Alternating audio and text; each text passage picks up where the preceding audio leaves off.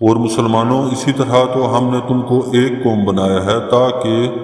تم دوسرے لوگوں پر گواہ بنو اور رسول تم پر گواہ بنے، اور جس قبلے پر تم پہلے کاربند تھے اسے ہم نے کسی اور وجہ سے نہیں بلکہ صرف یہ دیکھنے کے لیے مقرر کیا تھا کہ کون رسول کا حکم مانتا ہے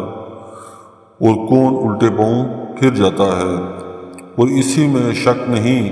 کہ یہ بات تھی بڑی مشکل، لیکن ان لوگوں کے لیے ذرا بھی مشکل نہ ہوئی جن کو اللہ نے ہدایت دے دی، اور اللہ تعالیٰ ایسا نہیں کہ تمہارے ایمان کو ضائع کر دے۔ در حقیقت اللہ لوگوں پر بہت شفقت کرنے والا بڑا مہربان ہے۔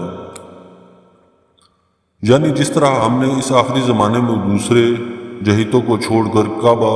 کی سمت کو قبلہ بننے کا شرف عطا فرمایا اور تمہیں اسے دل و جان سے قبول کرنے کی ہدایت دی، اسی طرح ہم نے تم کو دوسرے امتوں کے مقابلے میں سب سے زیادہ معدل اور متوازن امت بنایا ہے۔ چنانچہ اس امت کی شریعت میں ایسے مناسب احکام رکھے گئے ہیں جو قیامت تک انسانیت کی صحیح رہنمائی کر سکیں۔ معدل امت کی یہ خصوصیت بھی اس آیت میں بیان فرمائی گئی ہے کہ اس امت کو قیامت کے دن انبیاء اکرام کے گواہ کے طور پر پیش کیا جائے گا، اور اس کی تفصیل صحیح بخاری کی ایک احادیث میں یہ بیان ہوئی ہے کہ جب پچھلے انبیاء اکرام کی امتوں میں سے کافر لوگ صاف انکار کر دیں گے کہ ہمارے پاس کوئی نبی نہیں آیا، تو امت محمدیہ کے لوگ انبیاء اکرام کے حق میں گواہی دیں گے کہ انہوں نے رسالت کا حق ادا کرتے ہوئے اپنی اپنی امتوں کو پوری طرح اللہ تعالیٰ کا پیغام پہنچا دیا تھا، اور اگرچہ ہم خود اس موقع پر موجود نہیں تھے، لیکن ہمارے نبی کریم صلی اللہ علیہ وسلم نے وحی سے باخبر ہو کر ہم کو یہ بات بتلا دی تھی، اور ہمیں ان کی بات پر اپنے ذاتی مشاہدے سے زیادہ اعتماد ہے۔ دوسری طرف رسول کریم صلی اللہ علیہ وسلم اپنی امت کی اس بات کو تصدیق فرمائیں گے۔ نیز مفسرین نے امت محمدیہ کے گواہ ہونے کی یہ معنی بھی کیے ہیں کہ شہادت سے مراد حق کی دعوت و تبلیغ ہے، اور یہ امت پوری انسانیت کو اسی طرح حق کا پیغام پہنچائے گی جس طرح حضور صلی اللہ علیہ وسلم نے ان کو پہنچایا تھا۔ باتیں دونوں اپنی اپنی جگہ درست ہیں اور ان میں کوئی تعارض بھی نہیں۔ مطلب یہ کہ پہلے کچھ عرصے کے لیے بیت المقدس کو قبلہ بنانے کا جو حکم ہم نے دیا تھا، اس کا مقصد یہ امتحان لینا تھا کہ کون قبلے کی اصل حقیقت کو سمجھ کر اللہ کے حکم کی تعمیل کرتا ہے، اور کون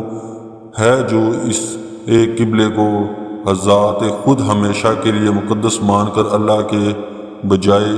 اسی کی عبادت شروع کر دیتا ہے۔ قبلے کی تبدیلی سے یہی واضح کرنا مقصود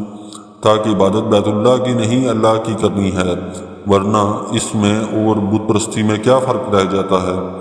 اگلے جملے میں اللہ تعالیٰ نے یہ واضح فرما دیا ہے کہ جو لوگ صدیوں سے بیت اللہ کو قبلہ مانتے چلے آ رہے ہیں، ان کے لیے اچانک بیت المقدس کی طرف رخ موڑ دینا کوئی آسان بات نہ تھی، کیونکہ صدیوں سے دلوں پر حکمرانی کرنے والے اعتقادات کو یکا یک بدل لینا بڑا مشکل ہوتا ہے۔ لیکن جن لوگوں کو اللہ تعالیٰ نے سمجھ عطا فرمائی کہ کسی بھی چیز میں کوئی ذاتی تقدس نہیں اور اصل تقدس اللہ کے حکم کو حاصل ہے، ان کو نئے قبلے کی طرف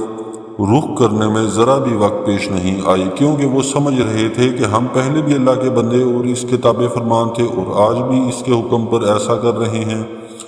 اس سلسلہ کلام میں اس جملے کا ایک مطلب تو حضرت حسن بصری رحمۃ اللہ نے یہ بیان فرمایا ہے، اگرچہ نئے قبلے کو اختیار کر لینا مشکل تھا، لیکن جن لوگوں نے اپنی قوت ایمانی کا مظاہرہ کرتے ہوئے ایمان لیا، اللہ تعالیٰ ان کے ایمان جذبے کو ضائع نہیں کرے گا، بلکہ انہیں اس کا عظیم اجر ملے گا۔ دوسرا، یہ جملہ ایک سوال کا جواب بھی ہے جو بعض صحابہ کے دل میں پیدا ہوا تھا، اور وہ یہ کہ جو مسلمان وقت انتقال فرما گئے تھے جب قبلہ بیت المقدس تھا، تو کہیں ایسا تو نہیں کہ ان کی وہ نمازیں جو انہوں نے بیت المقدس کی طرف رخ کر کے پڑھی تھیں قبلے کی تبدیلی کے بعد ضائع ہوں؟ آیت نے جواب دیا ہے کہ نہیں، چونکہ انہوں نے اپنے ایمانی جذبے کے تحت وہ نمازیں اللہ کے حکم کی تعمیل میں پڑھی تھیں، اس لیے وہ نمازیں ضائع نہیں ہوں گی۔ اے پیغمبر، ہم تمہارے چہرے کو بار بار آسمان کی طرف اٹھتے ہوئے دیکھ رہے ہیں، چنانچہ ہم تمہارا رخ ضرور اس قبلے کی طرف پھیر دیں گے جو تمہیں پسند ہے۔ لو اب اپنا رخ مسجد حرام کی سمت کر لو، اور آئندہ جہاں کہیں تم ہو اپنے چہروں کا رخ نماز پڑھتے ہوئے اسی کی طرف رکھا کرو۔ اور جن لوگوں کو کتاب دی گئی ہے وہ خوب جانتے ہیں کہ یہی بات حق ہے جو اللہ کے پروردگار کی طرف سے آئی ہے، اور جو کچھ یہ کر رہے ہیں اللہ اس سے غافل نہیں ہے۔ جب بیت المقدس کو قبلہ بنایا گیا تو حضور صلی اللہ علیہ وسلم کو یہ اندازہ تھا کہ یہ حکم عارضی ہے، اور چونکہ بیت اللہ بیت المقدس کے مقابلے میں زیادہ قدیمی تھا اور اس سے حضرت ابراہیم علیہ السلام کی یادیں بھی وابستہ تھیں، اس لیے آپ کی طبی خواہش بھی یہی تھی کہ اسی کو قبلہ بنایا جائے۔ چنانچہ حضرت محمد صلی اللہ علیہ وسلم قبلے کی تبدیلی کے انتظار اور اشتیاق میں کبھی کبھی آسمان کی طرف منہ اٹھا کر دیکھتے تھے۔ اس آیت میں آپ کی ایسی کیفیت کو بیان کیا گیا ہے، یعنی اہل کتاب اچھی طرح جانتے ہیں کہ قبلے کی تبدیلی کا جو حکم دیا گیا ہے وہ بالکل برحق ہے۔ اس کی ایک وجہ تو یہ ہے کہ وہ لوگ حضرت ابراہیم علیہ السلام کو مانتے تھے، اور یہ بات تاریخی طور پر ثابت تھی کہ انہوں نے اللہ تعالیٰ کے حکم سے مکہ میں کعبہ تعمیر کیا تھا، بلکہ بعض مورخین نے خود تورات کے دلائل سے ثابت کیا ہے کہ حضرت ابراہیم علیہ السلام کی تمام اولاد بشمول حضرت اسحاق کا قبلہ کعبہ ہی تھا۔ اور جن لوگوں کو کتاب دی گئی تھی اگر تم ان کے پاس ہر قسم کی نشانیاں لے آؤ تب بھی یہ تمہارے قبلے کی پیروی نہیں کریں گے، اور نہ تم ان کے قبلے پر عمل کرنے والے ہو، نہ یہ ایک دوسرے کے قبلے پر عمل کرنے والے ہیں۔ اور جو علم تمہارے پاس آ چکا ہے اس کے بعد اگر کہیں تم نے ان کی خواہشات کی پیروی کر لی تو اس صورت میں یقیناً تمہارا شمار ظالموں میں ہوگا۔